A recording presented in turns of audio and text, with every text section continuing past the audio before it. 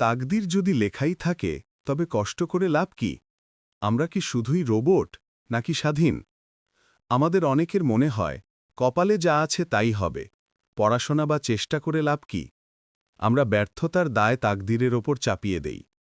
কিন্তু ভাবুন তো, আমরা যদি রোবটই হতাম তবে কি আল্লাহ আমাদের ভুলের জন্য শাস্তি দিতেন? রোবটকে কেউ শাস্তি দেয় না।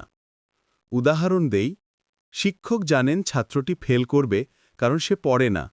এখন ফেল করার পর ছাত্র কি বলতে পারবে, স্যার জানতেন তাই আমি ফেল করেছি? না। ঠিক তেমনি আল্লাহ সময়ের ঊর্ধ্বে। আমরা ভবিষ্যতে কি করব তা তিনি জানেন এবং লিখে রেখেছেন। তিনি লিখে রেখেছেন বলেই আমরা করছি না, বরং আমরা করব বলেই তিনি লিখে রেখেছেন। আপনার জীবন দুটি বৃত্তে বিভক্ত। এক, যা আপনার হাতে নেই, জন্ম, মৃত্যু। দুই, যা আপনার হাতে আছে, ভালো বা মন্দ কাজ করার ইচ্ছা। আল্লাহ আপনাকে বিচার করবেন ওই চয়েসটুকুর জন্যই, তাই তাকদিরকে অজুহাত বানাবেন না।